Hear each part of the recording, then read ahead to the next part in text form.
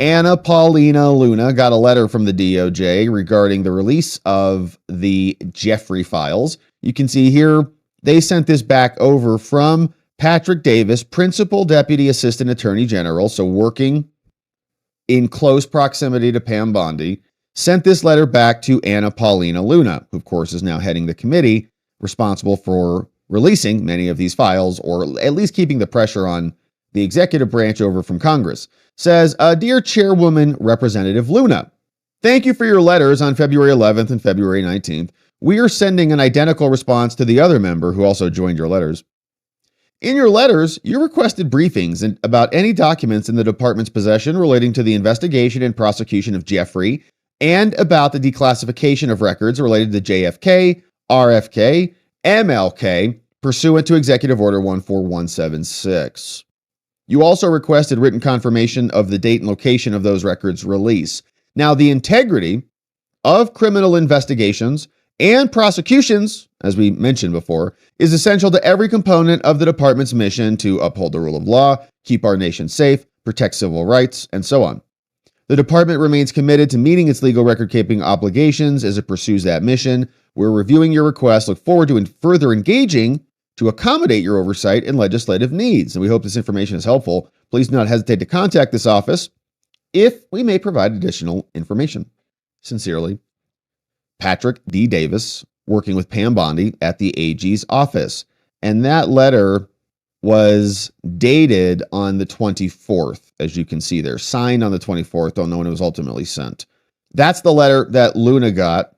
And you can see it was copied to her, was copied to Gerald Connolly, and we're appreciative of that. Now, I know I'm in agreement with Anna Paulina Luna's ultimate goal and desired outcome, which is to get these documents out and made public.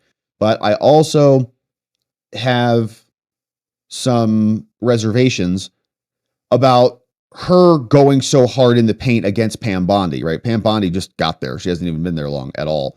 And my concern would be, what if she wants to prosecute some of these people? Remember, only one person is in jail as a result of Jeffrey Epstein's nefarious affairs, which of course is Ghislaine, and no one else. Jeffrey is apparently eliminated and gone, allegedly, and there was no real follow-up to that. Oh, accident, cameras went out, guards fell asleep, well, weird stuff happened. And then it all was just covered up. So we want that information out, but my instinct is that there's a lot of other people who are involved in this criminality, and for some reason, the prior government, the prior DOJ, looked the other way at it, didn't even care, just decided that they were going to prosecute Ghislaine, and that was it. If she's coming in there and she's identified 100 other people that need to be prosecuted, for example, and I wouldn't put that past them, okay? I know some people are like, that's crazy. I don't know. What if they're doging this thing? What if we're just going to prosecute 150 people? We're going to get indictments ready. We're going to file them against everybody immediately, all on day one. It's going to be shock and awe on the Epstein list. You're like, okay, maybe that's all right. Maybe that will be worth it. But you don't want to release all the names before you've got your ducks in a row on that one.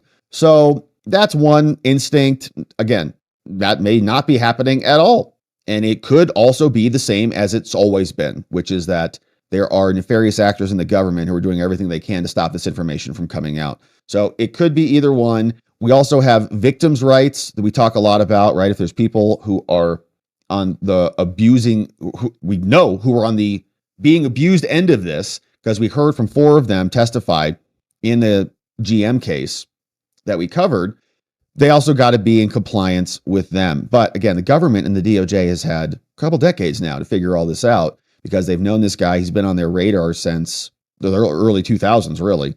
So this is interesting. And again, at this point, it's new. Trump's been in office for a very short period of time. Pam Bondi, even less for that time. She just got sworn in recently. So I'm willing to give her the benefit of the doubt on this and give them a little bit more time, provided that we ultimately end up at the end game. Now, if we go and we fast forward 6 months from now, a year from now, and we still don't have the meat of this meal, that's going to be a problem. Now, here is what Pam Bondi said about this.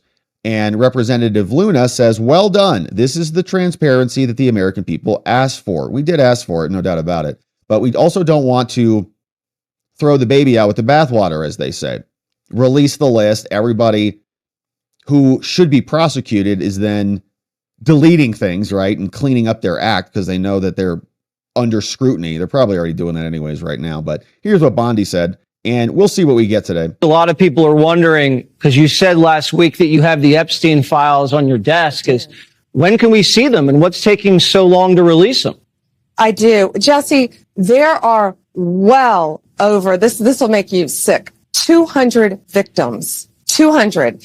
So we have well over. Did Ghislaine Maxwell, was she responsible for all of those, or were there other dudes who were involved in that? 250 actually. So we have to make sure that their identity is protected and their personal information. But other than that, I think tomorrow, the personal information of victims. Other than that, I think tomorrow, Jesse, breaking news right now, you're going to see some Epstein information being I think tomorrow, which is today, released by my office. What kind? Are we going to see who was on the flights? Are we going to see any evidence from what he recorded? Because he had all of his homes wired with recording devices. Yeah. What you're going to see, hopefully tomorrow, is a lot of flight logs, a lot of names, a lot of information. But it's pretty sick what that man did. Okay. Along with his co-defendant. Absolutely. And he had help. That's for sure. Sure did. He did have help, and that's why we were so mocking of the Ghislaine case. Not to diminish anything she did. She's a monstrous person, obviously, and she's in jail, as she should be. However, she shouldn't be there alone. And we had James Comey's daughter, Maureen Comey, come and lead that trial against Ghislaine. And that was it. They buttoned up Jeffrey Epstein. He's dead. Ghislaine's in jail. Like, wait a minute. What about Reid Hoffman? What about Bill Gates? What about all these other dudes who were flying down there and hanging out with them at the island? Don't we want to know more about that? The U.S. Department of so-called Justice didn't care about that forever. We'll see what comes out on that list. For some reason, I still have my doubts about it. I think that this is a much bigger story than they're letting on. If this was just a random dude who wasn't intelligence, they'd release the stuff. If this was like a Mayor Adams or like a Senator Menendez or something like that, we'd know a lot more about this. This is a whole nother echelon above. Pam, it's given us a little bit of breaking news there. I think you're going to get some of it. Okay, here we go again. Of course, we're going to keep our eye on that. Whatever does get released, we'll be here covering it. All right.